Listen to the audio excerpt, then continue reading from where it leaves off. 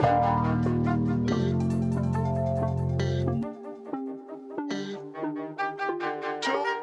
Wednesday, September 27th on the Sleepers Podcast, presented by, what are you pouring? Is this rice? Is this rice in a coffee cup? No, it's just a little granola. It's a little morning breakfast, a little parfait. Got some granola. Got a little bit of plain non-fat Greek yogurt. Gonna do a little honey drizzle on this. Wow. People that listen to the audio version of this must love this new segment every day where Carter doesn't talk for 15 seconds and just prepares a meal. I hope you enjoy your granogurt this morning. I put this at over under 3.5 more days before this shtick ends for you. What's my longest shtick? This is up there, I think. I'm bringing something new to eat to open every episode, and you unveil it to me when I click record. It's a fun little inside joke for me because I never know what it's going to be, but I feel like you're going to run out of things in 3.5 days. Yeah, I don't think it's always been things to eat, though. Like, sometimes it's been things to drink. Yeah, I mean, something to consume. Okay. Well, if you're challenging me, probably not the place you want to be. Should we do some like food reviews, like quick couple bite 1-star, 5-star thing? How'd that go down for you? That was pretty good. I do have a take that I think plain yogurt, plain non-fat Greek yogurt is one of the most underutilized versatile foods.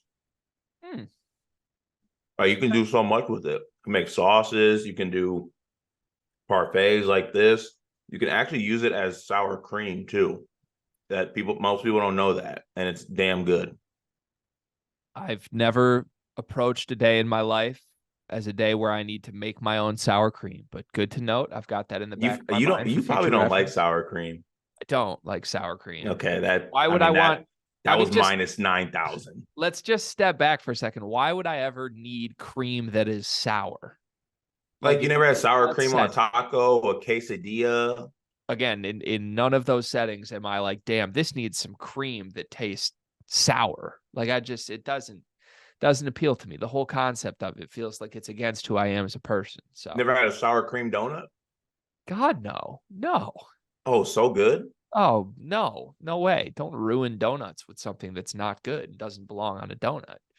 By the way, almost like pumpkin patch season. Are you a pumpkin patch family? No. Not like a quick trip to the cider mill, like get some donuts and cider, none of that? No, I hate any orchards. Like I don't like apple orchards, I don't like pumpkin patches, I don't like hay rides, I don't like any of that. See, I feel like you would shut down a cider mill function. Like you would be a presence on I don't know, the tough part is football, but like if you could somehow find yourself there on like a Thursday morning where you don't work and you're just like, making a scene, I feel like you would shut it down. True. I mean, not to pull my bluffs card, but the city I grew up in for most of my life had like the most famous cider mill that's in this side of the state of Michigan called Franklin Cider Mill. So like I did a lot of cider milling at a young age. Like that was where all the kids wanted to go and meet up. So like now I'm like over cider mills. Okay.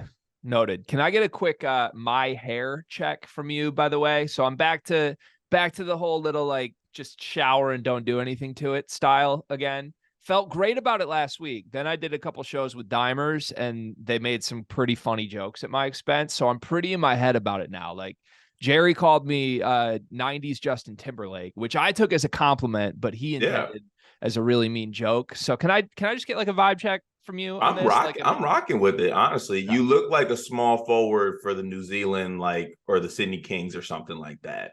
Like it's giving St. Mary's second team all WCC small forward. That is all I've ever wanted in my life. So thank you. I appreciate you gassing me up. For the haters and doubters out there, I am going to get a haircut later this week. I'm just working on finding somewhere that's not Sport Clips to get the haircut. Jerry making a hair comment too was also insane because I'd never seen that man without a hat. I love Jerry. No comment. He's my. I love Jerry too, but does Jerry have hair? Can we confirm that he has hair? He's my rival on all of these shows. I have seen him without a hat. I love Jerry. He has many strengths and a few weaknesses here and there, but many, many strengths. Hey, fun show today. We got 3 topics I'm looking forward to. The first Big Ten futures market is out, and we like to bet. So we're going to talk about what we would bet on. We're also going to do a segment that the Discord has asked us to do, which is the best Big Ten team of the past 20 years. That's been a debate in the Discord. So we're going to officially declare who the best Big Ten team has been. And then I also want to talk best villain. That's another one that Discord prompted. But rather than look backwards at best villains, I want to look at this season and say who's going to be the best villain in college basketball. So a college basketball specific 3 for 3 day today. We are going to play your word of the day as well. Just want to make that clear. That is my only priority this episode, is to come up with a good guess for your word of the day. So let's begin the episode, as always, with your favorite comment. Okay, so I got 2 today. One is smaller, and I just wanted to comment on it because I thought it was funny. This came from William Bush, and this came on our way too early Final Four predictions episode, but he just commented, "Everyone is sleeping on Virginia. Have you seen the people they brought in?" With a shocked emoji face that's like this. William, we did see who they brought in. That's exactly why we're sleeping on Virginia. Okay, moving on. MSU fan. Norman over Holloman. You guys are out of your damn mind. He's probably the best defender behind Akins, and we don't even know if Fears can shoot or defend at a college level. We also don't know if Trey Holloman can shoot or defend at a college level. So we're gonna find some things out this season, folks. Let's make that very clear. I don't know what we're projecting upon Trey Holloman. Trey Holloman might end up being a really good Michigan State basketball player for 4 years, but let's not act like anything we saw freshman year is having him above other guards on this basketball team. That's just being objectively truthful about the situation. So there's me commenting on the comments. Greg, would you like to follow up at all? It's just giving like big parent for my kid energy. And like, I get it now. I'm a parent. Like, I'm going to go to war for my daughter at the first opportunity I get throughout her life. But like, it's just like you're acting like you're the parent of the kid on the high school basketball team that doesn't get enough minutes. And you're just like, well, my kid's a star. He needs the opportunity that the star's getting. Look what my kid would do. Like, Trey Holloman isn't good. He wasn't good last year. Is he going to be good this year? It would be a change. It would be new if he was good this year. I'm not saying it can't happen, but I'm saying we don't have to act like it's a given or that he has provided value, because he hasn't provided value. And most importantly, it's perfectly okay to say that, guys. Every single college basketball team in the country does not have 13 good players. Like, you are supposed to have great players, some good players, and then some guys who don't get off the bench. That's how good basketball teams are supposed to be built. So you don't have to go to war for Trey Holloman being some critical piece to the rotation. It's not being a bad fan. It's not hating to say you just want him to be a really good bench piece. He wants to be a good practice player, and he wants to help Jeremy Fears get ready for the minutes at the backup guard spot. Just let that happen. Don't be the needy parent who's going to war for your kid. There's no reason. You're still a good fan, accepting that Trey Holloman is just a bench guy, and that's perfectly okay. Let it be known also, Murph will reach a new level of greatness when her coach hits her with something like, your double dismount was a bit off. You could have stuck that better. And she looks at you, and then you're like, I mean, Murph, she's spitting. That dismount wasn't where it needs to be. That's really going to take her. That's going to motivate her. She needs a little bit of hate from the people she loves the most to reach greatness. I hope you know how hurtful it is to me that you went with the double dismount as the example here. You could have gone for the bump set spike. You could have gone for plenty of other activities that I would be much more enjoyable as a father to watch than the double dismount. My apologies. I'll support you in anything you do, honey, but we're not watching Pommel Horse on YouTube these days. We're watching some other things. Respect that. Is that your comment today? Is that everything? Yeah, that's everything for today. All right. Shout out to the comments. Speaking of comments, we got a lot of interaction on Guys yesterday. How do you think Guys went? I think Guys went better than I could have expected. Can we unveil some of the mystery behind Guy to the world? I feel like Guy has already become a critical character in the lore that is Sleepers. But so I'm not going to reveal too much. We're going to let Guy reveal himself whenever Guy wants to reveal any elements of his life to people. But the point is, Guy texted us at like 7:30 last night and said, just listen to the segment. It was great. We're renaming breakout stars to breakout guys. We need an over-under for how many times Greg says guy in the Discord. And then he goes on to say, my dad did get a little apprehensive at the slavery comment. Okay, that's my bad, but I was trying to make it unequivocally clear we are not a pro-slavery podcast. So I feel like that's getting lost here. I mean, you could have gone with a lot of other. There's a lot of other ways you could have gone about it, but without, we cater to our following, our followers. We cater to people who support us. You went with the most aggressive word. That's really in your wheelhouse. I'm not saying I'm surprised, but we definitely not a pro-slavery podcast. Yeah, that's all I'm saying is we're not pro that. That's a bad thing. That's all I was trying to say. But yeah, now I'm confused by the text from is Guy in the Discord? Is he not? I don't think Guy's in the Discord. That's the most, I think, I don't know what the word would be, curious thing for me is, does Guy follow me? Is Guy following sleepers? Is Guy in the Discord? We really don't know. I don't think Guy's in the Discord, but I think someone close to Guy might be in the Discord. That's my feel on this. We need to find this out. Yeah, I don't know. Hey, no pressure, Guy. Guy knows exactly what we're hoping for out of Guy, which is another rendition of Guys, which we are on pace for Thursday. I already can't wait for the next Guys. So anyways, thanks to everybody who interacted with it. Also, big takeaway from this whole trial yesterday. Lists, incredibly easy. People love a good list. Yeah, are you a list guy? I don't think so. But I think maybe by default I am, because I don't know. We make so much of our content making fun of lists. I don't want to ever be a serious list guy. I don't want people to come look for Greg Waddell's list of something. That's not.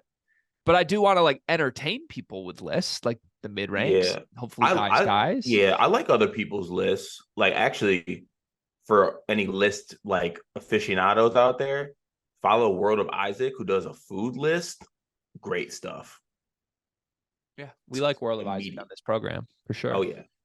Yeah, I don't know. I also shout out Evan Miyakawa, who texted me and said, hey, just a heads up, good list. But my eyes were all over the place reading this because we staggered it 1 at the top and then 2, 3 left to right, then 4, 5 left to right, instead of 1 through 5, then 1 through 5 on the other side. And I told him, thank you for the feedback. Believe it or not, this is true. I genuinely set it up that way, trying to make fun of lists. I'm trying to just put little subtle hints that I think lists are kind of dumb in there, but I think I may have confused people. People may not have. Also hilarious that the person that texts you is Evan Miyakawa, who factors in if the wind is moving southwest at 90 degrees and how it's going to affect Baylor's 5-out offense. I love Evan, for the record. Evan Mia. As do I. One of the best resources for everything I do with daily picks is evanmia.com. So go peep that. Support Evan Miyakawa, one of the best in the biz. All right. Let's go to the Discord, shall we? By the way, shout out to Coy, who I think is recruiting in the Discord for us. That was a development from yesterday. We got a spam alert that I thought our Discord was being attacked. I thought there was counterterrorism happening. And then Coy was just oh no, that's me. I had some downtime at work, so I'm hitting up people that haven't paid but joined the Discord. Coy, let's go, man. I appreciate you. And it worked, by the way. We got a new user in the Discord. So again, if you're joining, if you're thinking about joining but haven't gotten all the way there, we would really appreciate it. Number 1, and 2, hit us up. Give us some questions. Let us know why you're considering, but not over the cliff yet. Right. Let us know what will get you in there. Yeah. We're flexible. Pause. Yeah. If you want more of Guy, we could make that happen. If there's other things, just let us know. We're flexible. Okay. Coy starts us off today with comments and says, the top glue guy definition. He has to start. He has to be a plus defender and or rebounder. He cannot be a primary ball handler. He cannot be a top 3 usage guy on the team. And then he gives DeMonte Williams as his all-time glue guy. Do you like those criteria better than the criteria we went with, which is just less than 10 points per game? Yeah, because I spoke about it when we were actually going through the list. To me, glue guys are guys that actually do fill up the stat sheet. and indirectly affect winning and play on really good basketball teams. So like DeMonte Williams, Mark Vital, those type of guys. Shit, honestly, I know it was shouted out. Actually, to somebody who responded to our tweet, but Anton Watson falls in that category for me. Like on them really good Gonzaga teams, he was like one of the guys who did a lot of things that the other guys did not do, and it led to winning basketball. So yeah, I do like that. I do like that comparison. DeMonte Williams is one of the all-time glue guys. Like that's the mold. Ty Yeah. Rodgers should be a way better version of DeMonte Williams, but they want to play him at point guard. Just letting that be known. Yeah, I like the DeMonte call out. I think I'd still stick with my or our criteria over that criteria though. But I get where Coy's going with that. I really do. Like I kind of talked myself into it, but like I think there can be different types of glue.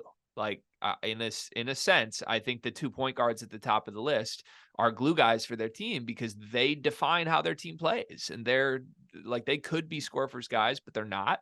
But I don't know. Usage is an interesting one because we don't want like ball dominant guys to necessarily be in there, and we did include 2 of them. So I don't know. I'm kind of all over the place on that. Anton Watson, though, I think he scores too much. I think he's too much of a primary option, even if you think he does the other things. He was 11 a game last year, and this year he might be 14, 15 a game. Yeah, I guess so. I was speaking more to, I guess, to like 2 years ago, Anton Watson. Yeah, that's fair. The prototype, the archetype of Anton Watson, more so than what he's actually been doing now. Right. Ryan the Lion comes in with some spice. He says, "Was I the only one who thought Io was overrated AF?" Yeah. Yeah, sorry, Ryan. Io was ridiculous. He goes on to elaborate and says, like, he was good, but I'm taking Kofi over him every time. And then a lot of people responded, starting with Coy, of course, our in-house Illinois go-to, who just said no immediately to that. Just shut down the idea of Kofi over Io. I think that's more interesting than Coy's making it sound. That's an argument. I'm willing to argue the Kofi over Io thing. I will listen to that. I think that's a fair argument, and there's definitely points you could make for both sides. The Io overrated thing is something I will not discuss, and I don't think should be discussed in any circles. Here's what I would compare it to across the conference. I think Io is basically Jaden Ivey. And maybe you got 1 extra year of him, but like I'm not remembering Jaden Ivey or Io as these legendary Big Ten players. I am remembering Kofi Coburn as that. And I am remembering Purdue Bigs as that. Like Io was a really good guard who had a clutch gene for 1 season, and that Illinois team was pretty damn good. That's exactly how I feel about Jaden Ivey. They came, they went, they were out. Like, yeah, well, Kofi stayed all 4 years too. Yeah, but I think that's part of it, right? Io truly never really did accomplish anything crazy, and it doesn't also, like he was why do I good. want to say that Io had better numbers than Jaden Ivey like ever had at his peak? Can we get a number check? I know we're not a numbers podcast, but I'll check Io. Can you check Jaden Ivey? now you're making me do work. Sorry, I'll do Io. I got it. So let me handle this one real quick. All right, I'm gonna move on while you look up some numbers. Okay. D-Rose SAT just elaborates. He said, I think it's hard not to feel disappointment or underachievement when a fan base's best recent team loses early in the NCAAs, like IU in 2013 losing to Syracuse as a 1 seed. We're going to talk about some teams from this era later in this episode, and I'm curious how March performance will affect that. Ryan Lyon elaborates on his Io takes. He says, I just don't think Io was first team All-American level good. He was solid, but Cassius Winston wasn't first-team All-American as a senior, and his season was way better than Io's was. Or even Carson Edwards, I don't think was first-team All-American. I could be wrong, though. Okay, so let's see. Io, best year, junior year, 26-5. That's crazy. Wow. Yeah. Also, the year before that, he averaged 16, 4, and 4-3, and the year before that, 14, 4-3. What did Kofi average on that team? Like, if Io was at 26-5, what was Kofi doing that year? I don't know. I gotta check that out. Also, sorry, that last year of Io was special. He was shooting 49% from the field and 40% from 3. Yeah, that's crazy. I'm sorry. I take back all Io disrespect. That season individually was way better than I remember it being. Yeah, I didn't know it was 20. But I think that's part of the problem with remembering Io, though. It's like, how can he be that good and non-Illinois fans barely remember it? Like there was never like an IO moment, I guess. Yeah. Sorry, now you got me looking up Kofi Kofi stuff here. Kofi that same year was averaging 20 and 11. Wait, they had two guys that averaged 20 a game on the same team? Wait, I'm sorry. Wait, I'm sorry. Wait. He, No way. No way. okay, hold on. Because the Kofi stat, that was from 2021, 2022, where he averaged and 20 and 10. And then Io was, did I say 2021, 2022, or what did I say? I don't know. I wasn't paying attention. Damn it. Okay, so 2020, 2021 for Io, and then for Kofi. Sorry, Kofi was 2021, 2022, but the year that Io averaged that, Kofi averaged 18 and 10. That's insane. They had a 20-point scorer and an 18-point scorer per game. That's insane. Yes. What did that is that the year they won the Big Ten? Like, don't tell me that team finished like fourth in the Big Ten and didn't do shit in the tournament. No, I think that's the year they won, 2020, 2021. Well, I'm sorry, Michigan won that year. Oh, sorry. I'm just remembering. I'm just remembering.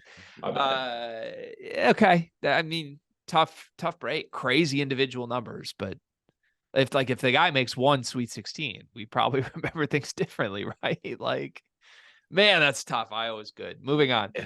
That just made me realize Illinois fans don't have it as bad as they make it seem. I would argue that's worse than they make it seem when you actually remember how good these players are and they got nothing to show for it. Yeah, true, I guess. Big Ten banners, but man. Ulamog says, bro, what the F was that slavery segment? And then I told him, I am your slave, Ulamog. Are you willing, like I am, to sign up to be Ulamog's slave or no? No. Okay. I just want to know, like, what are the lengths? We got to move past slavery. Have to get okay. Should I ban myself from that word from now on? Okay. Yeah, but for the folks out there that are concerned about it, technically Greg probably does more work on sleepers, so I'm kind of giving my reparations in this situation. So Ulamog says, here's his spin. You are supporting slavery if you don't join the Discord. Greg and Carter are doing work for free. You might as well be paying the poor chaps. I don't endorse that message, for the record. Again, I do, because he called us chaps. Travis Nelson said this comment right here is only for Greg to reply to when his wife or family need his attention. I appreciate that. Honestly, for the record, this morning, my daughter woke us up at 5 a.m. She never does that. She normally sleeps through the night. And I don't know, for whatever reason, she was ready to go this morning. Wife got out of bed and handled it while I read the Discord comments. So this maps. It's true. Ethan Basila says he kind of liked Tum Tum. That's all. How do you feel about that? Yeah, I mean, I think he restored a sense of faith in the program, and he got a sophomore year redacted based off friendship. So he's forever okay in my book. My thing is, honestly, looking back on it, I think we underrated how special Tum Tum was spiritually, because he had some guys doing Bible study that are never, ever going to do Bible study again. And that was like, I mean, you can go, he was on a couple of teams with some guys who have had a couple of issues, whether that involves their porn star girlfriends or or other things. I don't know. He had a lot of guys doing Bible study. That's all I'm saying. I don't think he should be remembered as Bum Bum, which is what you call him. Well, half of that is just kind of how funny it is. Like you realize I got a couple laughs out of it when you say it. Like someone says, "What do you think about Tum Tum?" You go, "Oh, Bum Bum." Like it's funny. It's funny. It's really unfair though. True. Everybody knows true. It's very unfair to future assistant basketball coach of Michigan State, Tum Tum there. Everybody knows I'm a Tum Tum guy. I'll go to war for my guy. I think I said I would too. I think he had a lot more value than people. Sophomore year redacted. Give him credit for. Also, if NIL was a thing back when he was there, he would have had a crazy deal with Tums. A crazy deal. And I would have loved that as a student and a full-time Tums user. Yeah, I didn't realize until we went on that Big Ten road trip how much you consume Tums. Like I feel like you go through thing of Tums probably in a month. Well, that was the old me. Oh, true. Sorry. Forgot Yeah, you're that like, that was me before I ran and ate fruit. Now I have no use for Tums. I feel like I don't even know you anymore. I know things have really changed here. Craig says he doesn't use it for cold foam because he doesn't drink coffee. Parentheses built different, but don't hate on the mixing tool. Those are elite. They are very elite. Like you could use it, don't you? Doesn't Merc do formula? Yes. And do you just shake it? Yes. You could definitely use the mixer too. But then you got to clean the mixer. That's an extra step. Yeah, true. It's a great tool though. It's very versatile. Your shout out to your wife, Queen Meg, who I believe watches a lot of our episodes because she was watching last night and gave you some shit for just, I mean, for lack of a better term here, putting the mixer in your mouth. Mm-hmm. Yeah. Yeah. Pro- And also I didn't wash it. I just probably shouldn't be doing that. Maybe no mixer etiquette from you. Like people say I have bad beach etiquette. Do you have bad mixer etiquette? You have bad beach etiquette? I have horrible beach etiquette. Yeah, it's a thing. What's that mean? Like you kick sand on people? There's gonna be sand everywhere when I'm at the Oh. beach. Yeah. Mm. Like I don't get how you're supposed to put a beach towel down on the sand and not get sand on the towel. I've never been able to solve that at all. Um, I don't know. Just that and like, the sun and me don't mix well. Not a sun guy. I think he's overrated. Like respect his work at times, but most of the time I think he's providing negative energy to the world.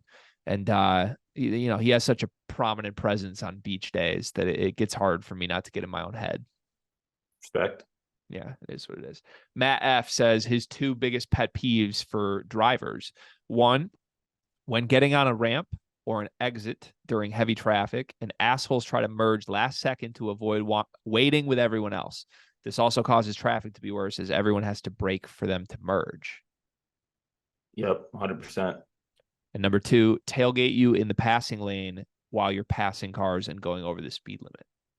Also, very, very annoying. Want to add another third while we're on the topic of driving that actually came to me yesterday. Any student driver that has the student driver sticker on their car, grow up. Because the world, you can't, part of driving is just driving the normal car. Why we got your training wheels on? You ain't a student driver anymore. You ain't a new driver. Take the damn bumper sticker off and drive like the rest of us. I feel like we could do weeks of your issues with other drivers. I had no idea you were a road rage guy, but it's interesting because you and I have been in cars with each other so many times for miles and miles and hours, and I don't feel like you're an angry driver. Not until I'm provoked.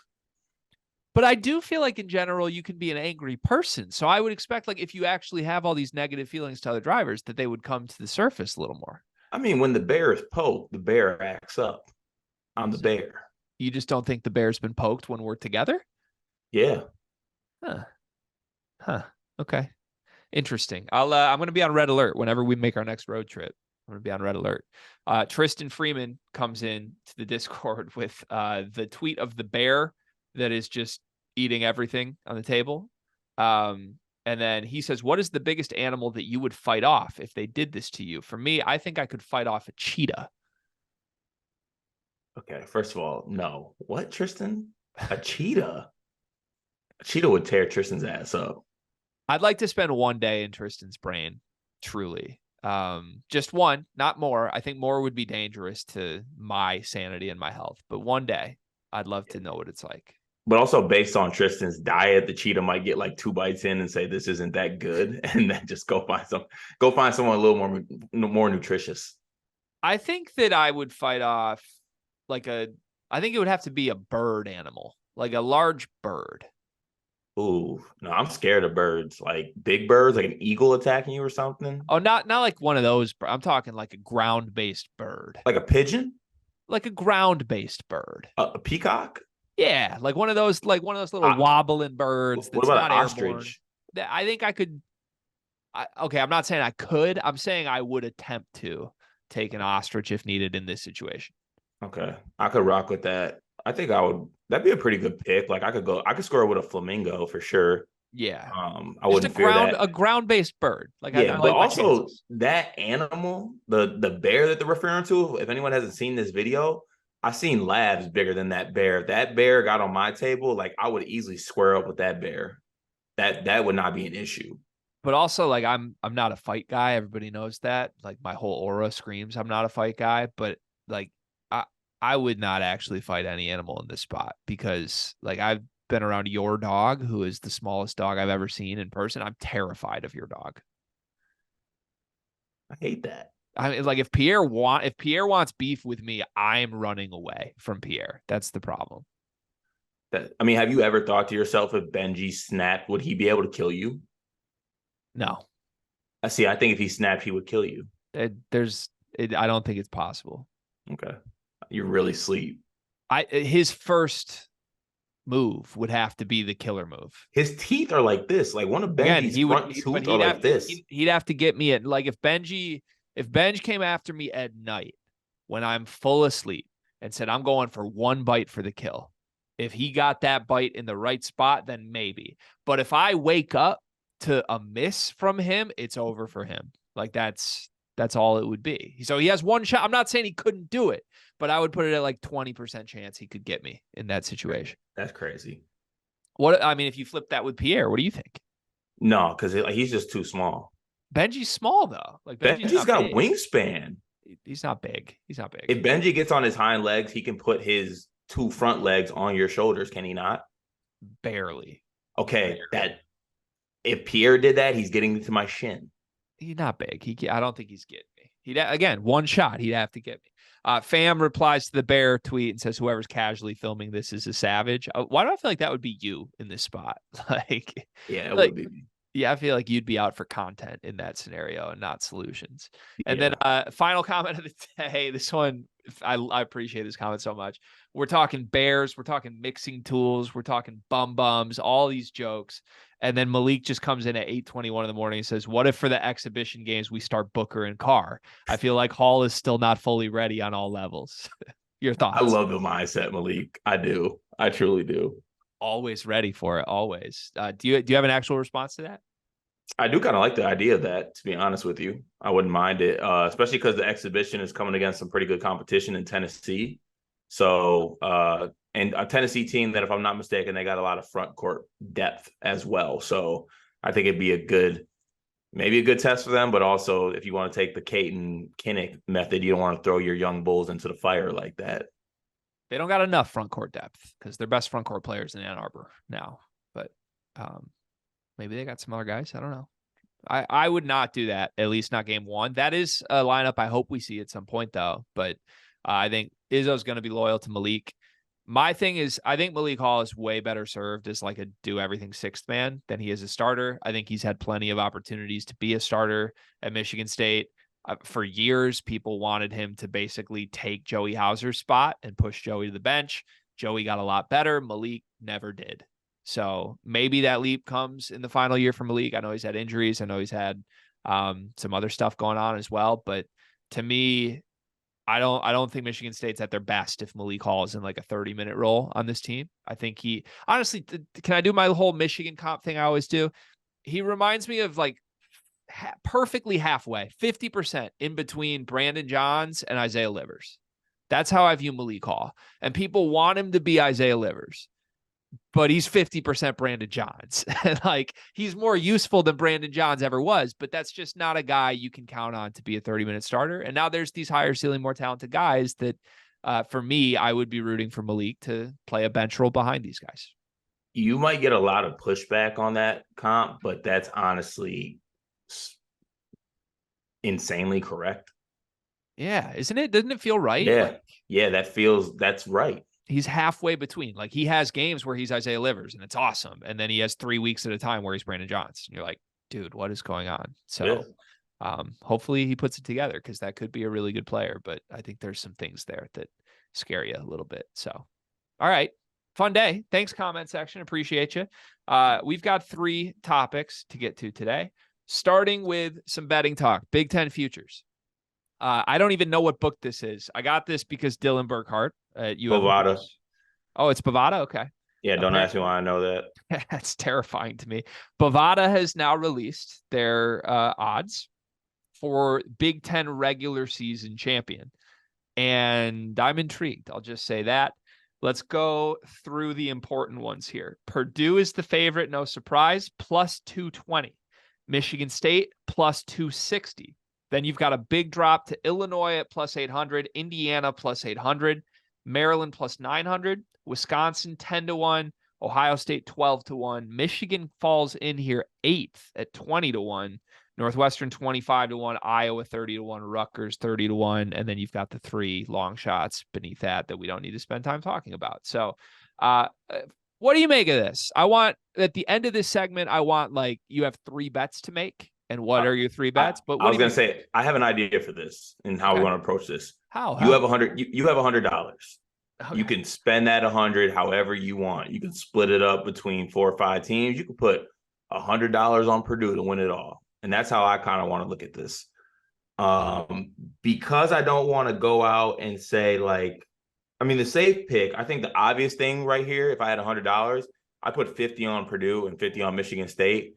And I'd feel pretty good about one of those teams winning the Big Ten. And I would win maybe not as much money, but I win a little bit of money. But that's not fun. I want to leave myself $10 left over to sprinkle on something a little bit long shotty, something to make me feel something on a nice February 12th game on Wednesday. I would sprinkle on the Ohio State Buckeyes. I truly would, because I think they have the talent. And I was also doing a little schedule peeking as well. Do not think their schedule is that hard. I think they have some very God, leap here is losing it behind me. Sorry. I think that they have some pretty favorable games in there, and I think they have the talent to compete in the Big Ten. And the fact that you can get them at plus, what is it, 1,200? I'd be willing to throw like a little $10 on that to go along with my splitting between Purdue and Michigan State. But I think the easy answer here is getting Purdue, the team that won last year and got better this season, at plus 220 is the play. Okay.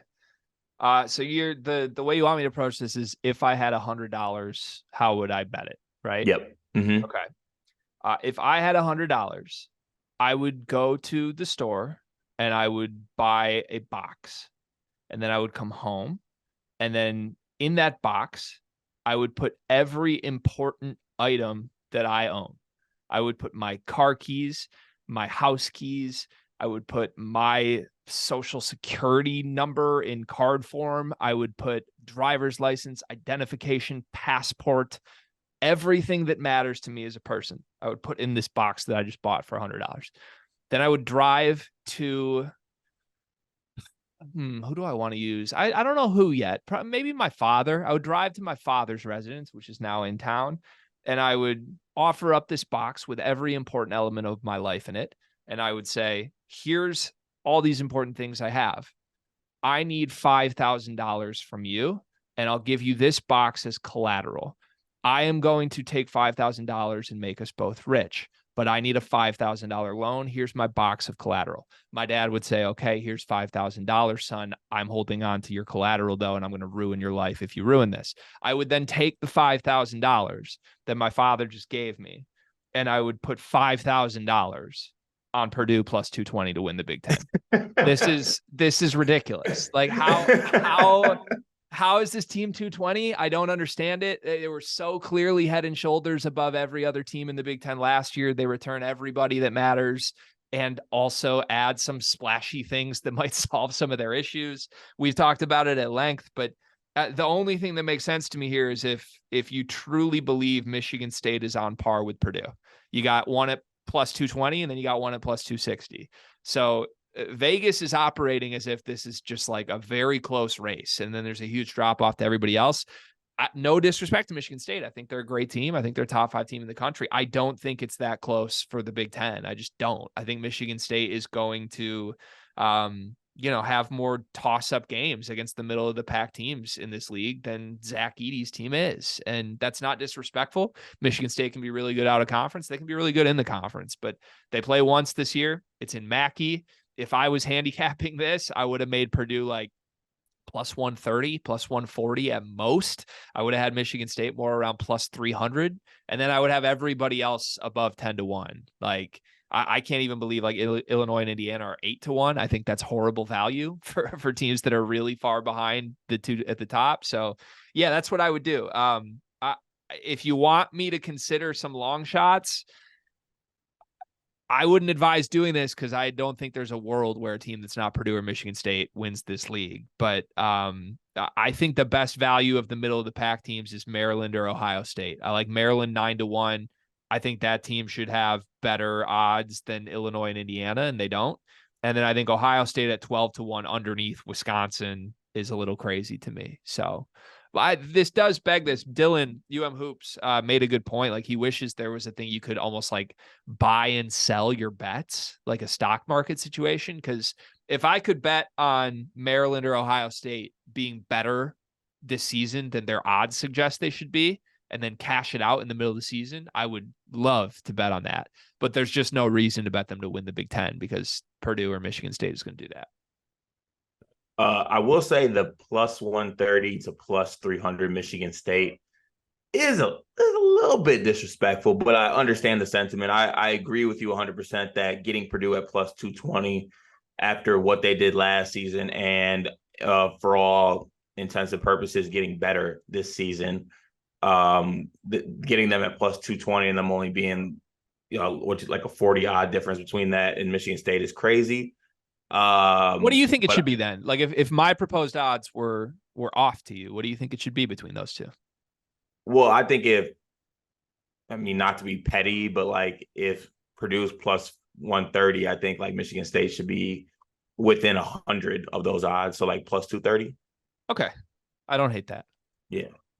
For some reason, the extra, whatever it was, like the extra 170, that just didn't sit right with me. I don't hate that. I was trying to think like, what would I need Michigan State's odds at for me to bet them? And I think like if it was 3-1, I would think that's good value. Could also get great odds with my theory that Purdue's not going to care as much about the regular season this year. Yeah, I mean, it would all come down to Painter getting too cute. Like we said the other day, like, is he resting guys that he shouldn't be resting? But I mean, look, man, they ran away with the league last year. Northwestern finished fourth in this conference last year. Like, how many games did they win by, like, compared to second place? I'll look that up. I want to say it was at least two or three. If it's 2 or 3, are you calling that running away with it? Yeah. They went 15-5, and Indiana and Northwestern tied for second at 12-8. There were, hold on. There were 9 teams in this conference that had between 8 and 10 losses. One of them was really bad year last year for the Big Ten. Well, it's going to be the same or worse, right? Like we just did the whole top 25 players thing, and we're very underwhelmed by everything across the board in this conference. So, yeah, I think Ohio State will be better. I think Maryland will be better. I think Michigan State will be better. But that's not, those teams being better doesn't disrupt Purdue being like separated from the pack, though, right? Like if Ohio State's better and they get 2 extra wins against Nebraska and Minnesota this year, that's not threatening Purdue. See, no, but I think that those teams getting better can affect Purdue. Like those teams being bad, those teams were bad last year in my eyes, and some of those bad teams almost beat Purdue. So I don't know. I think I agree with you. I think we're on the same page with Purdue being, the top tier in this conference. I think you're stretching a little bit too far. Like they're just unbeatable by other teams in this conference. Not unbeatable. I've said I think 3 losses wins this league this year. I think you got to go 17-3. I think Michigan State and Purdue are both likely to go 15-5 or better, and whoever wins that one game is going to have a big leg up. But like, I think all the other teams are looking at 8 losses or more again. There's going to be a big middle of the pack, so it's really take your pick between Purdue and Michigan State. And like I said, I'm very surprised. I'll be curious. I know it's Bovada. I'll be curious if DraftKings and FanDuel come out if it's similar, because there's a gap there. There's a small gap. Judging off Bovada odds, it should be different on others. They're a little quirky with that, I would say. But so before we do move on to the next topic, so you don't think the Big Ten Conference is better this year? No. Okay. Well, But why, but is that because Purdue is better than they sorry. were last I year? I should I should redefine this. I was interpreting that question you're asking right now as if we're looking at it outside of the top two. Like, because I'm taking it in the conversation of is it harder or easier for Purdue to win this league this year? And you can throw Michigan State in there too. If we're just taking the conference as a whole, I think the league is better because I think Purdue's better and I think Michigan State's better.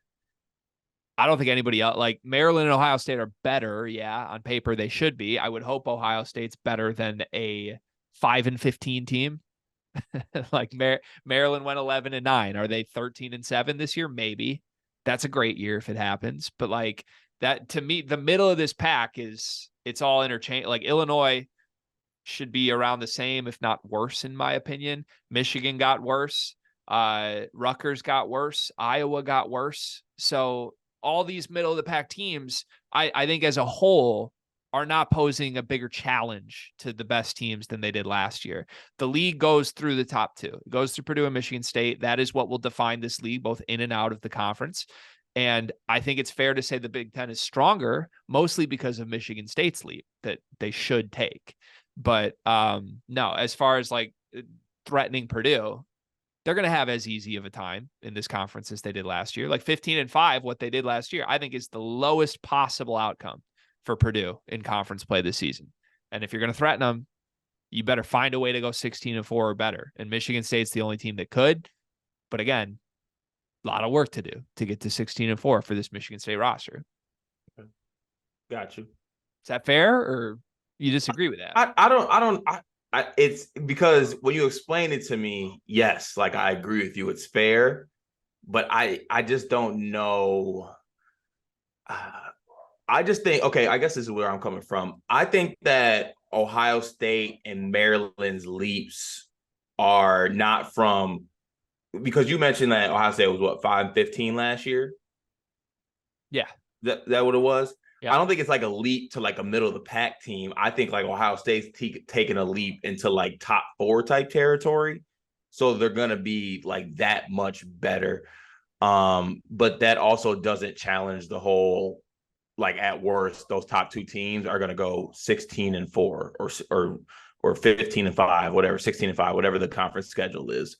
But when you just look at it individually on a team standpoint, even though Purdue got better and Michigan State got better, the fact that there are some teams you could pick out that got better, they'll be able to challenge those teams. But then you kind of counteracted that with the whole, the Iowas aren't going to be able to challenge as much as they want to, and the Rutgers aren't going to be able to challenge as much as they want to.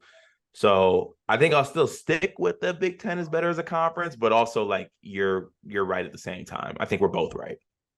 Yeah, I don't know. I just think like there's more teams in that middle of the pack that got worse than got better to me. Like Northwestern's way worse. Like they're gonna lose Audige and that hurts. Indiana's way worse. They lost TJT and Xavier. Iowa way worse. Lost Keegan or Chris Murray. Michigan way worse. Lost everybody. Rutgers way worse. Lost their two best players. So like that's the whole middle of the pack, and we're picking out Maryland and Ohio State just because. Shit, Ohio State lost their best player. Like, oh, did they? Their most talented player. That's what you tell me. Okay, I was gonna say that was about to warm my heart more than you know. I'm just saying. We'll see. Yeah, it's gonna take a special year. And plus 220. Really? plus 220? I'll scoop that up so fast. Last thing. How many Big Ten teams finish in the top 25 at the end of the season? Two. Okay. I won't get cute. I think it's two. Mm-hmm. I'm gonna go three.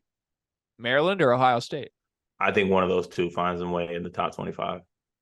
I think those are the only two that could. And Illinois, I guess. I'd say those five have a chance. But does your theory go to shit if like we get four top 25 Big Ten teams, or will that just reflect the country not being good?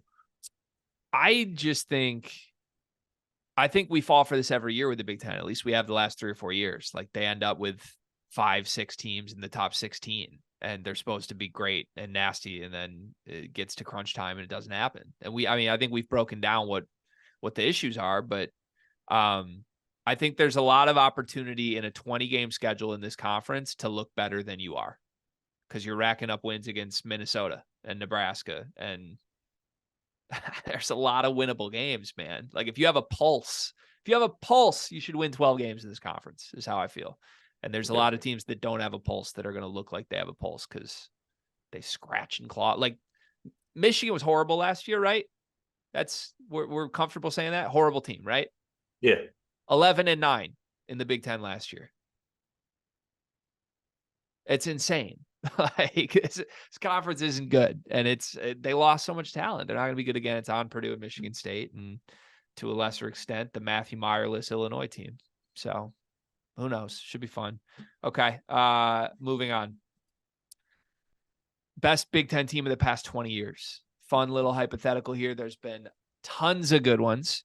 Some of the names that have been called out in our Discord include the Indiana team of Oladipo, Zeller, Wofford, Hulls, the Michigan teams back-to-back of Burke, Stauskas, Hardaway, and then Stauskas, Levert, GR3. Michigan State's redacted Cassius Winston team. If you wanted to, you could probably put the Cassius Winston, Xavier Tillman team as well in there. I would even accept the Denzel Valentine, Bryn Forbes Michigan State team that was very good. Going down the list, Wisconsin, Sam Decker, Frank Kaminsky, nasty team, made a national championship game. Illinois, if you wanted to, I would listen to like an Io Kofi year after we read that team's numbers. I don't think we're going all the way back to the D Brown Luther Head era. I know we said like best of 20 years, but I think we would probably just pick the D Brown Luther Head team if they were included. So let's go.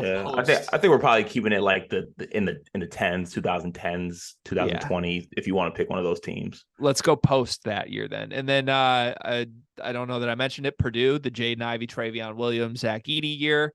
I think last year's Purdue team deserves mention here. And if you wanted to include one of the Thad Matta Ohio State years, I wouldn't fight you on it, but I don't know which one it would necessarily be, because I'm not counting the Odin Conley year. And outside of that, I don't think they had they probably pick like Dwayne Washington, Liddell. That doesn't belong in this tier. No offense, but was Malachi on that team?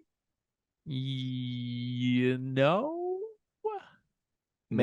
maybe. Wait, no, I don't think so, because I think Liddell came back for another year, but Washington left, and I think Liddell played one more year with Malachi, if I'm not confused, but I might be wrong on that. That sounds right to me, but okay.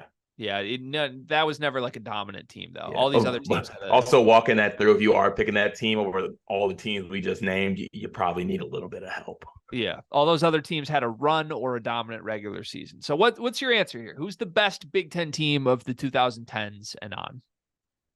Because I like to bend segments all the time, I'm going to do that really quickly here. My favorite team of all time, favorite, the Cassius, Xavier Tillman, McQuaid, that team. That's my favorite. That was a moment, a euphoric moment in my life. I loved everything about that team. I loved the run. I loved the players. It was a perfect situation. The best team to me is the redacted year. Like Cash, redacted, Jaron.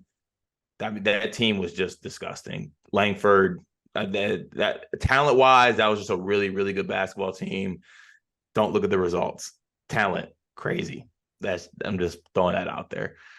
You actually think that team's ahead of the other nasty teams though? Because I think there's like one from each school that belongs right up there, and I don't think I would put. Would you put the team that lost to Middle Tennessee ahead of that team? No, on paper. If we're just going like on paper, the team itself assembled. Like maybe you got to stretch the hypothetical a little bit and say like if they played a 7-game series against these other teams, who would win?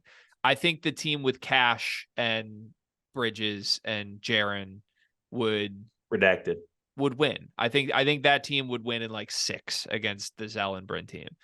So, but I don't like if you made that team play a 7-game series against the best Michigan team, the best Wisconsin team, the best Purdue team, I don't think they win many of those series.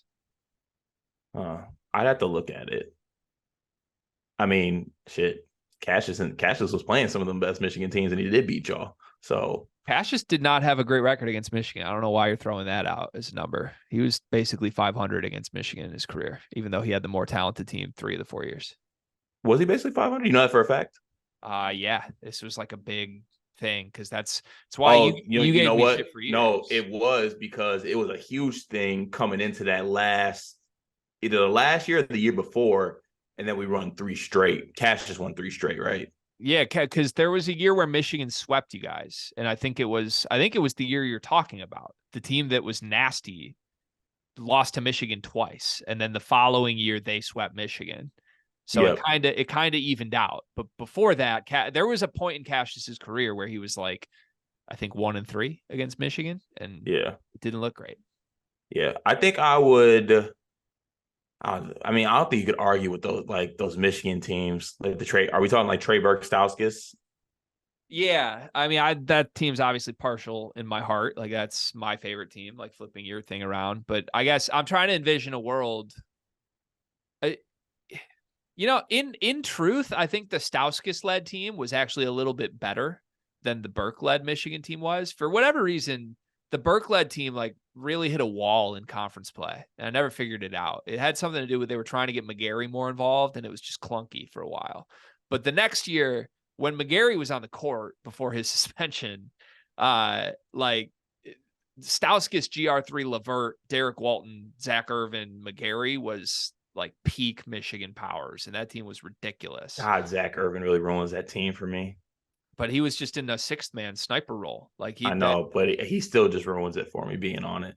they had a lot of iconic moments too. Like I think if we're picking one out of these groups, um, like you got to have some moments that are like, what'd you do in the big moments? And Michigan that season had Stauskas, like he hit a buzzer beater basically from a step inside half court at Illinois, and then turned to Illinois student section who all had like Canadian jokes for him and just like mean mugged him. He had the blow kisses moment at Breslin. He had a game winner at Cole Center.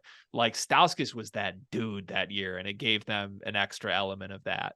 But I think like if you took your Michigan State team and the redacted year and made them play a 7-game series against either one of those Michigan teams, I think it goes 7. And I think I'd give the edge to the Michigan teams. There's one team that's not Michigan or Michigan State though that I'm willing to put in the conversation as maybe better than all of them. And I'm curious if you can guess it. I actually think I have an answer that I unfortunately don't want to say, but I think they are the best team with results, right? With results, ooh, that's Yeah. not who I'm going with then, because my team didn't have results. I'm going with Wisconsin. Okay, talk me through it. I mean, they beat probably one of the greatest college basketball teams of all time, Kentucky. They fell in the national championship to a damn good, unreal Duke team. But like that run for them was just special. And Kaminsky and Decker and my original glue guy slash dog slash there was a time I wanted to be in my life. I wanted to be Nigel Hayes really badly. I thought Nigel Hayes was a dog. That was just a really damn good basketball team. And I don't think you can argue with the fact that they made that run in the tournament and gave that only Kentucky team, a Kentucky team that consisted of Karl Anthony Towns, Devin Booker, all these guys, their first loss of the season when no one gave them a chance either. So, I mean, I don't think you could argue with that team's results. But at the same time, if you want to put that team against Michigan State's redacted team, I think I'm taking Michigan State in That's what I'm 6 saying. or 5. If you put that Wisconsin team up in a 7-game series against either of the Michigan teams or the Michigan State team we're talking, I'm taking both in 5 or 6. Yeah. I just like this team. Love them. Kaminsky was insane. Decker was really fun. I enjoyed Bronson Koenig to an extent. Nigel Hayes was fun for a while. Josh Gasser was not. Like Josh Gasser was the 5th leading scorer on this team. He started 40 games. Josh Gasser, like that. I'm sorry, that should disqualify you from this equation if Josh Gasser was that important to your team. The one I was going to go with did not have results. If they did have results, I think this would be a no-brainer runaway. This is the best team. It's Tom Crean's Indiana team.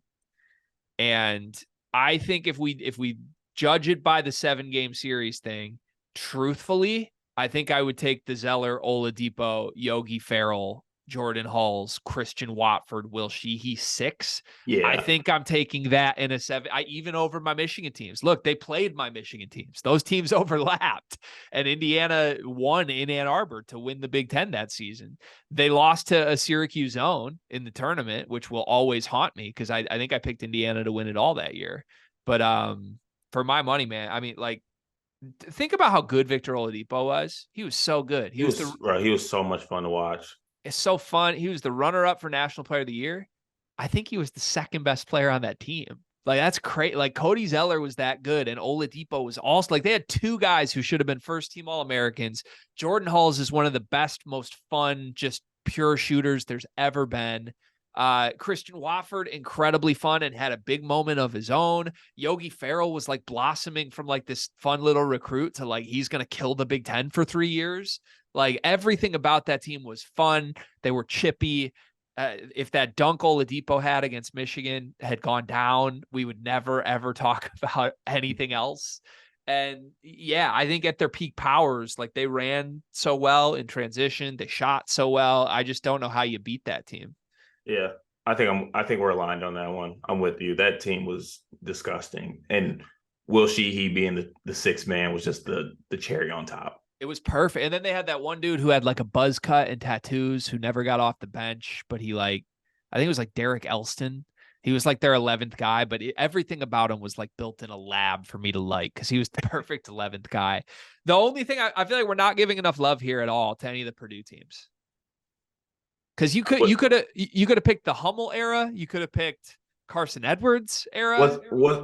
Hummel was like 2009 though, wasn't it? Or was that We're actually writing like off that. We're saying that was too early. I think that's the reason I did, but Okay. it might not be like if we did go back that far, like I think I would want to put like those teams with Juwan Johnson, Etwan Moore, Yeah. um, Let's say those we're Purdue not teams. allowed to though. So would you put the Carson Edwards team or the Jaden Ivey team or the Zach Edey team in this conversation or no? I would put the Jay Ivey team in there, I think, over the Carson Edwards team, just because of the pieces around Carson. Like, who's the center on those Carson Edwards teams? Harms, I believe. Was it? Yeah. I think he had some Haas overlap and then some Harms. Yeah, I just didn't rock with those two dudes. Yeah. Not Like, you great. talk about Gasser, like when you say Haas or Harms, Those guys had good years at least though. Haas did. Harms, I don't know, but yeah. yeah, But we'll like the move on. version of Stefanovic that Carson Edwards had, love. And who what was his name? Number 14 hit Klein. Was it Klein? Ryan Yeah. Klein, yeah. I Tyler Klein's brother, NFL brother, by the way. love that fact. Like I did love those Purdue Or teams. no, I'm sorry. I'm totally confusing him with Grady Eifert. Tyler Eifert was his brother. Grady Oh, Eifert was a Purdue player. That's my bad. Ryan Klein does not have an NFL brother. well, you had me convinced. You could have rolled with it, but Sorry. yeah, I think I would go with the Jaden Ivey teams though. Okay. So if that's the team we're picking from Purdue, then I would say they don't belong in this conversation. I would put the Jaden Ivey Purdue teams in with the Io Kofi Illinois teams. Good teams, not great teams. So you rather put in the Edie teams then? Well, that's my answer for who belongs in this from Purdue. It's this next season's Purdue team. I'm telling you right now. I'll go on record. I'll call my shot at the end of this season. National Player of the Year twice in a row, Zach Edey, mixed with the sophomore guards that I think are going to take a huge step. I think this team becomes a top 4 team in the Big Ten's last 15 years at the end of the season. Wow, that's quite the statement. It's quite a statement. I'm willing to, like, God forbid, if they just flop, like, there'd be a lot of receipts on me, a lot of pitchforks out for me. Are there any concerns with the release of the photos of Fletcher Lawyer looking like he didn't touch anything this summer? Yeah, so I'd like to address this. I'd like to address this as a guy who also was terrified of the weight room for the first 16 years of my existence, into really 20 years of my existence. As long as you know you got it without the weights, I'm okay with it. I'm okay. I'm like, would I have liked to seen a picture of Fletcher Lawyer in the background. His biceps look a little bigger, a little more width to him. Yes, absolutely. Would have loved that. I care much more about what he's shooting from three. That's what I care about. And lifting can throw off the three, by the way. That can be an issue. Like, also, it's a whole different shot when you can bench 40 pounds more than you did in the fall. So I reserve judgment. Don't love it, but reserving judgment. I'm very concerned. You're very concerned. I'm extremely concerned because I think a lot of Lawyer's issues and walls that he hit coming into last year were because of injuries. And I think if you're stronger, more durable bodies, more adept to things like that, I think you can prevent some injuries like that a little bit more. Is this a Lawyer family issue? Is this a little too much Clarkston privilege? I don't need to work for what I want. I didn't say it. I'm just wondering. I don't know. Brian Waddell looks great. He probably, I do picture like Lawyer went to go to bench press and then out of nowhere, Dane Fife like ascended from the ceiling and put the bench bar down and said, "No, you're a Lawyer. You're a Clarkson Wolf. Go, leave the weight room." Fletcher, come with me. We must assess Republican candidates. Please. All right. We didn't mention for 1 second here. We did not talk about Iowa at all. Do any of the Iowa teams? I mean, they had the names that Basketball Jones threw at us were crazy. National Player of the Year twice in a row, Garza, 2 Murray brothers, everybody else. Like Pat McCaffrey's good. All these dudes are good. Does it matter? We can't factor him in because Fran didn't accomplish. There has to be some accomplishment here for this to matter. You have to put family aside sometimes for the greater good. He did not put family aside. I would argue it's more impressive that Fran built that roster at Iowa, though, than anything else any of these other teams did. I think that the 2 most impressive accomplishments here are Wisconsin beating that 38-0 Kentucky team and Fran getting Luka Garza, 2 Murrays, and all the shooters, Wieskamp, what's his name? The kid that went to Kentucky, CJ Frederick, all these dudes. He got those dudes on a roster in Iowa City. That's more impressive than losing in the first round, like a bunch of these other teams did. I definitely respect that. Yeah. Could have done more. All right. So our definitive answer, do we agree with Sleeper's sign off here that sorry, my camera's all messed up. Definitive answer, the best Big Ten team in the last 15 years. We're going Oladipo, Zeller, Indiana. Yeah, I agree with that. Okay. I feel good about that. Yeah, I think it's a fun answer. Kind of bummed it's not. I feel like you don't feel good about it. I don't know. Like, it's just, I wish any of these teams did anything in March. Like, that's why it's kind of leads me back to Wisconsin or one of the Michigan teams that made it that far, Like, yeah, I don't know. I still feel good about it. That team was just nasty. Yeah. Okay. If it was a 7-game series, I think that Indiana team tops. Okay. Final segment of the day. Oh, my bad. Didn't see you there. You've been finding a void in your life, something that you need a sense of community, a sense of want, a sense of being there. What better place than to join the Sleepers Media Discord, where we have a community, we have discussions, we have engagements, and we have betting advice in there for anyone who wants to get into that betting world. We are more than happy to be your betting Obi-Wan Kenobi and lead you to the greatness of maybe greener pastures and more money. But for the small price of $9.99, if you join on the web, don't join on mobile, join on the web. You can join Sleepers Media Discord, and you can have the safety and the beauty of being able to talk to me and Greg at any time you want. And we are active in the Discord. So I don't know what you're waiting for. Join the Discord, Sleepers Media, $9.99 on the web. Do it now. Who's the best villain in college basketball? Using the term best because we like villains here. We enjoy villains. We've had some relationships with some villains. And this is a question that's come up in the Discord. I actually want to give a shout out to somebody who was asking for a segment on villains. And scrolling through if I can, I don't know. I'll find it in just a moment. But anyways, point is, I want to talk about this upcoming season, not the last 10 years, because I think we've named a lot of the big names in the last 10 years already. Who do you think will be the best villain this year? And is it someone who already is a villain or becomes a villain for some reason in college basketball this year? Hmm. So as I thought about this, I automatically went to the default villain setting, and you pick the tall white player from Duke. And you go with the easy answer. It's Flip. I think Flip could be college basketball's biggest villain this year. Um, I think that he'll have won the game, the stats to back it up, and also just everything surrounding Duke. I think just makes it natural for them to be a villain. But I also just had one come to me right now just a second ago, and I know you're not going to like it, Oh but I boy. have a theory here, and I haven't worked it out yet. But I'm definitely going to formulate some more opinions on this moving forward. But this is the initial thought process here. Caleb Love becomes the biggest villain in college basketball this season.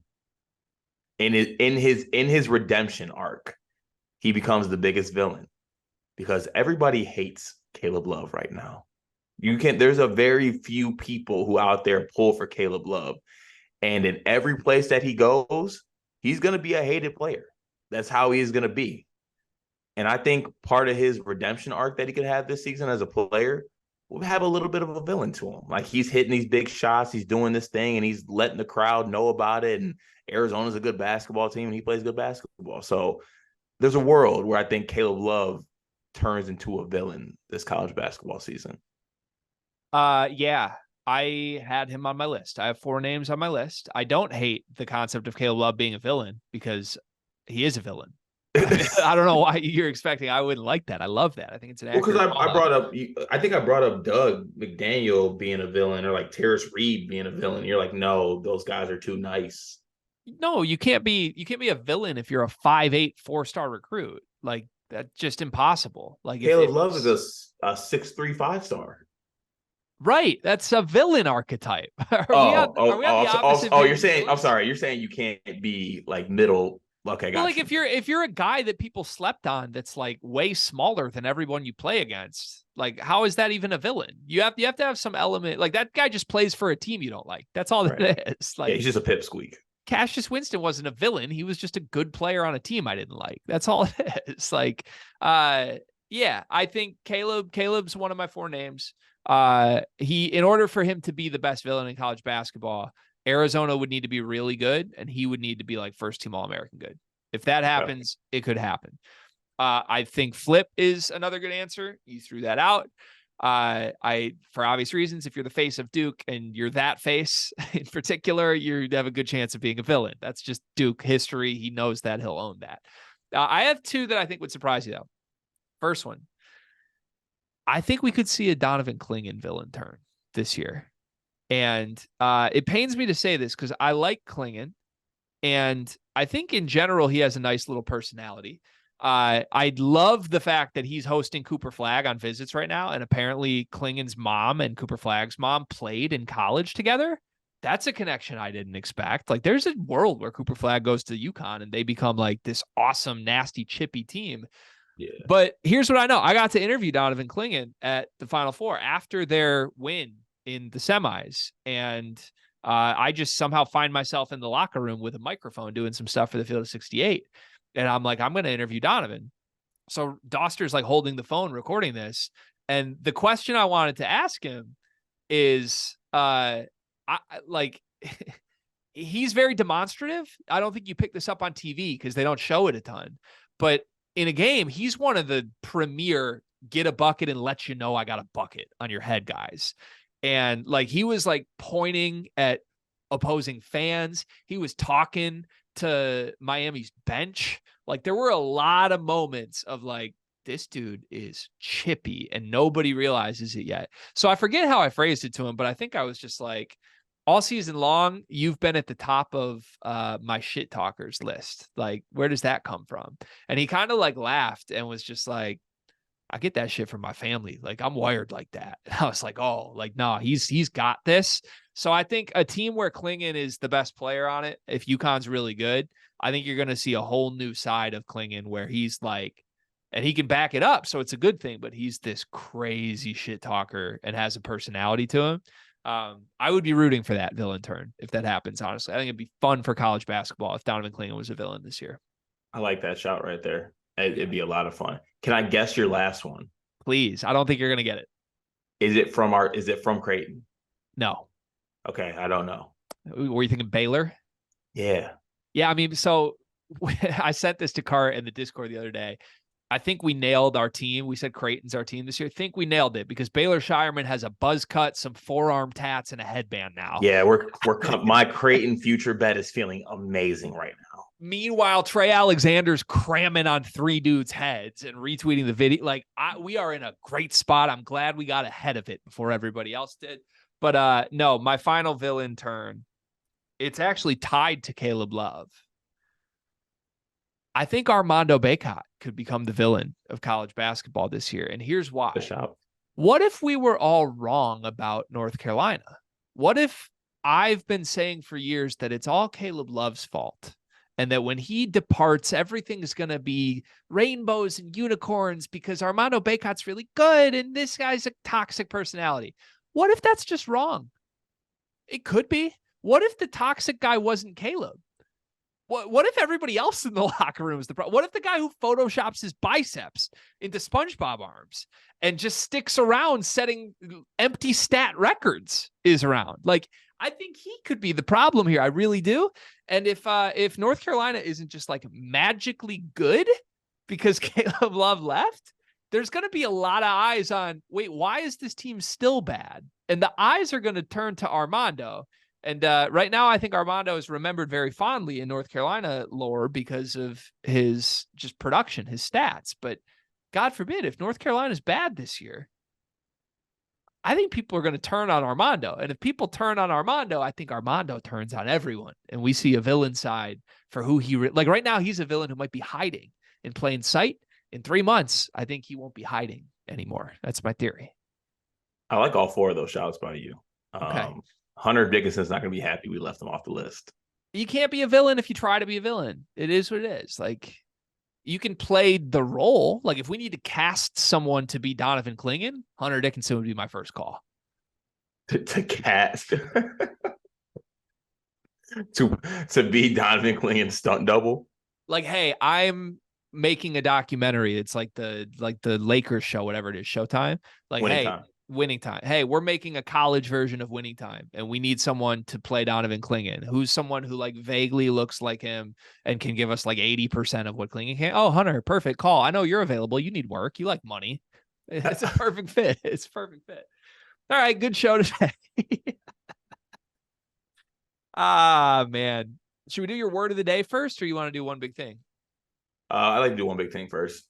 Okay. What's your one big thing presented by Bigby? My one big thing today, and it's more of I want to advocate for something. Okay. Lululemon, the brand, for anyone out there who knows it, very high quality, high price brand, I will say. So as much as I want to buy a lot of Lululemon, I can't just because I simply can't afford it. But yeah, I mean, when it comes to Lululemon, it being poor is okay. But I will say this. I made the leap of faith and I bought the 3-pack of Lululemon boxer briefs. And let me tell you, I don't know if I can wear any other pairs of underwear anymore. This 3 set of underwear, boxer briefs, is the best thing that has honestly happened to my body in a very, very long time. I mean, my wagon is secure. My Johnson is supported. It is a great pair of underwear. If you don't believe me, just go out and splurge and spend a little money. Buy that expensive pair of underwear. It'll be amazing. Go do it. I promise you, you won't regret it. I love Lululemon. I've never disagreed with a one big thing more than this, though. I am not in support of you discussing your wagon, your Johnson, or your willingness to be poor on this program. Okay, what's up? I just I didn't know I was podcasting with someone who identifies as poor. I mean, Lululemon is a different level, man. I mean, the 3-pack of boxers was like $80. Yeah. I I don't know what you want me to say, man. Smells poor. Smells poor. I don't know what you want me to say. That's not the brand. That's not what we've built. That's not, I mean, that's not why we're charging for a Discord now, my friend. Buy yourself a pair of Lulus. All right. Sorry. My one big thing presented by Big B today. I'll go. Can I go sentimental route? I haven't gone sentimental route in a while. Yeah, please. Sure, I'll go sentimental. I want to just say on record, I think for the first time I've ever really verbalized this, I just want to say I really love being a dad. It's like the greatest. And I'd like to just talk for like 30 seconds about it. So my daughter right now is like just this week, she's starting to laugh and not like giggle. Like giggles have been a thing for like a month and a half. Like she recognizes the face, she smiles when you wake her up, all that, and just like a little like little laughy little noise.